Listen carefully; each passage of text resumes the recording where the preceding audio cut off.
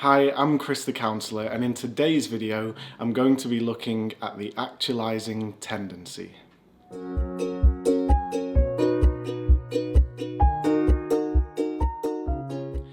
So the actualising tendency can be a bit of a complex theory to understand fully. If you're new to it or the person-centred approach, then I recommend checking out my other video, which is an introduction to the person-centred approach to counselling. If you're currently training to be a counsellor or interested in the person-centred approach, then hopefully this video will give you a better outline and a greater understanding of the actualising tendency. I'm going to go through it giving illustrations and examples as well as quotes from Rogers as I go through the video. It might get technical at times, there might be times where you don't quite grasp what I'm saying, but please stick with me and I trust that it will make at least more sense by the end of the video. So the actualising tendency was something that Rogers introduced to the person-centred theory. Really, it is the core of the theory and what everything else is based on. The actualising tendency is a motivational force that Rogers believed was in all living things, which took us towards growth and enhancement of our experience. It's really central to the theory, because with a belief in the actualising tendency, this is the roots of why the person-centred approach is non-directive. If we believe and trust in the growth and direction of other humans, then all we need to do as therapists is provide the best conditions to help them find their own way and their own direction.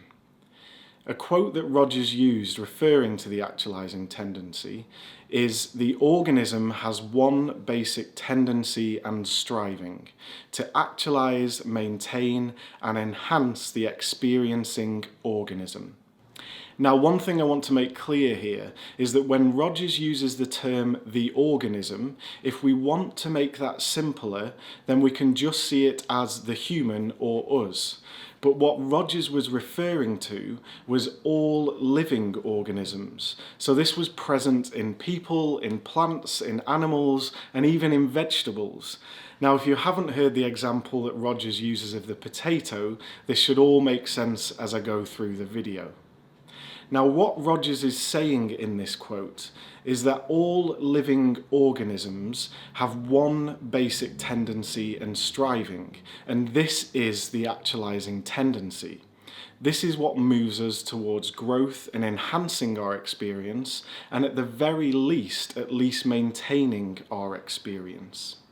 He goes on to say, "This tendency can of course be thwarted or warped, but it cannot be destroyed without destroying the organism." What he's saying in these quotes is that the actualising tendency is present in all living organisms, and the only way to destroy it is to destroy the organism. That means that as long as we are alive, the actualising tendency is in action and present. Now, it may be thwarted or warped by the conditions that we are put in, but ultimately it cannot be destroyed finally without the person dying. Now, I'm sure you can agree that we all grow up in different conditions and these can affect our experience and our growth. What he's saying here is that even though the actualising tendency is always present, it will be impacted, it can be thwarted or warped. It cannot grow to its full potential, for example, or grow in directions that might seem odd or not to our full ability. Now, what Rogers is saying here is that basically the actualising tendency is always present. The only way we can get rid of the actualising tendency is to get rid of the organism itself. This meaning that it's as long as we are alive, the actualising tendency is in process and present. Now, it's fair to say that the actualising tendency might be thwarted or warped. We might grow in ways that aren't our full potential or that might seem odd to external sources, but it is always in action. It is always present, as long as we are alive. Now, Rogers goes on to say, rather than many needs and motives, it seems entirely possible that organic and psychological needs may be described as partial aspects of this one fundamental need. What Rogers is saying here is that although we may have many needs and motives, the root cause of all of them is the actualising tendency. This motivational force that we have within us that moves us towards growth and enhancing our experience is the root cause of all our needs and motives, and you could go as far as to say our behaviours as well. Now, before I mentioned a potato, a vegetable, and Rogers uses this to try and make his point even clearer. Rogers witnessed an experience with potatoes in his family home. That sounds a little bit odd, but I'll explain what I mean. And from this, he learnt about the actualising tendency and saw it in action. What Rogers witnessed was that the family was storing potatoes in their basement. This was storage over winter. They weren't planted to grow or anything like that. It was just for storage. What Rogers witnessed with these potatoes is that even though the conditions in the basement were far from optimal, even though there was only a little ray of light coming into the basement, the potatoes would try as best as they could to grow towards the light. Now, granted, the sprouts were not great, they were pale and withered, and they were not growing to their full potential if they were planted in ideal conditions. But what he saw here was that even when conditions are far from ideal, we still try and grow and develop. And he transferred this, as he said, onto all living organisms, including ourselves. So if we transfer this over to humans, even though our conditions, for example when we're growing up, will not be optimal and not be the best that they can be, we will still make the best of the conditions and grow to the best that we can in those conditions. It is the actualising tendency which is motivating this growth and pushing us to grow even in the worst conditions. Now, I'm sure you will know examples of this either from reading in theory, seeing clients, or maybe even friends, that people might have had dire circumstances that they grew up in, but they still survived and they still did what they could to grow and develop. Rogers uses these potatoes in his quote that follows. The potato sprouts were in their bizarre, futile growth, a sort of desperate expression of the directional tendency I have been describing.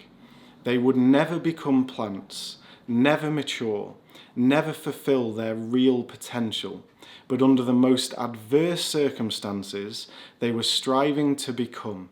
Life would not give up, even if it could not flourish.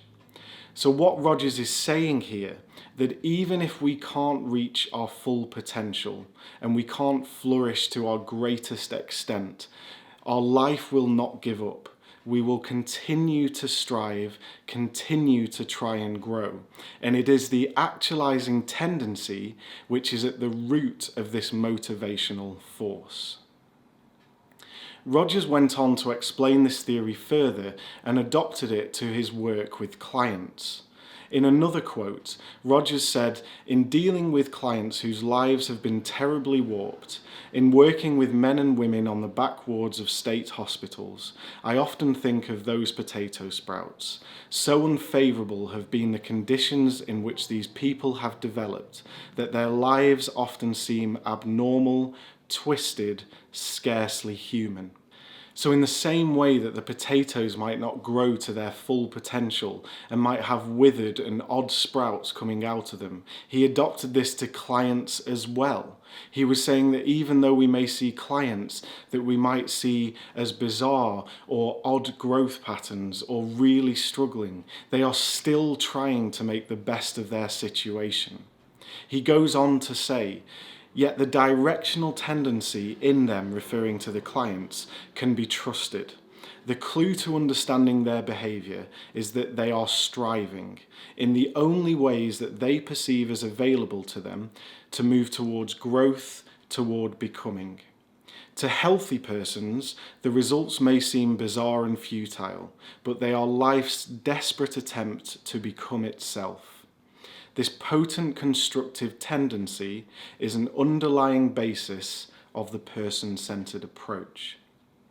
So what he's reiterating here is how important the actualising tendency is in the person-centred approach to counselling. What he also says in this quote is that from the outside, we may look at people's behaviours and attempt at growth and see them as bizarre or odd or even not what we would do, maybe even wrong. But these are the attempts of the human to grow in the best way that they know, the best way that they possibly can, given the conditions that they have grown up in. Hopefully this gives you some overview of the importance of the actualising tendency and Roger's examples in a potato, in humans, in all living organisms, and especially in his clients.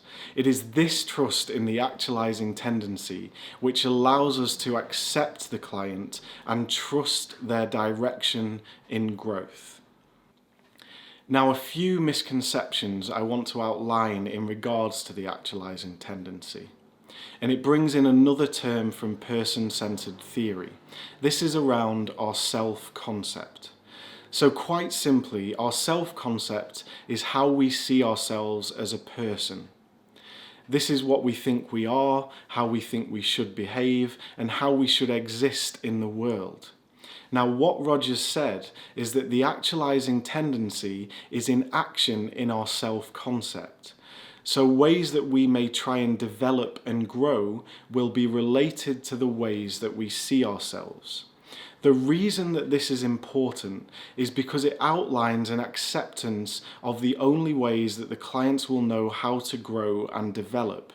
It also means that we may see some of the ways that people choose to behave, grow, or enhance their experience, and we might disagree with it or think it's wrong or morally corrupt, but it is still right for that person because it is linked to their self-concept. Now, an example of this might be if we had a client who was a drug dealer. They have done it all their life, it is all they've known. They may have even grown up around drug dealers. This is part of their self-concept. It's who they are, it's what they do. It would be the actualising tendency which is developing this self-concept of being a drug dealer. So the actualising tendency may actually give a motivational force for that person to become a better drug dealer. Now, the reason this is important is from an outside point of view, we might see this as negative or wrong, but for the client in front of us, it doesn't matter. If we are offering acceptance and understanding, then we trust the direction that this client grows in. And maybe it's the only way that they know how to develop. We have to trust this journey and trust that the actualising tendency is at work. Another important concept to understand is the difference between Maslow's self-actualisation and Rogers' self-actualisation. What I have described here is a version of Rogers' self-actualisation. That is, that the actualising tendency develops our concept of self. Now, as we know over time, because of person-centred theory, this concept of self may change and come more in line with our everyday experience. But whatever it is at the time, it is the actualising tendency which will be growing this concept of self and developing it and enhancing its experience, whatever we see that as.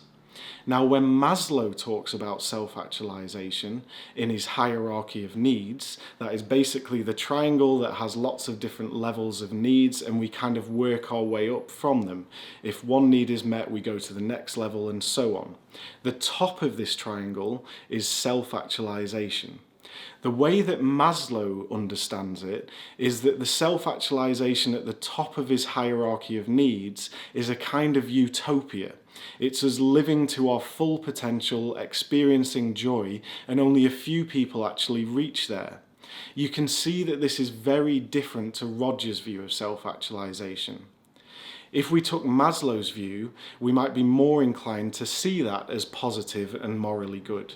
Whereas if you understand Roger's view of self-actualization, that could develop in many different ways, even ways that we would see as morally bad or wrong. Hopefully this has given you an overview of the actualizing tendency, its importance in person-centred theory, and some of the misconceptions that are often linked to the actualizing tendency. There is lots more writing which I'll put links to in the description to understand the actualizing tendency further, but I just wanted to give a good overview to help your understanding and look at it in more depth. If you have any questions, any challenges you want to make to the information I've given in this video, then please leave a comment below.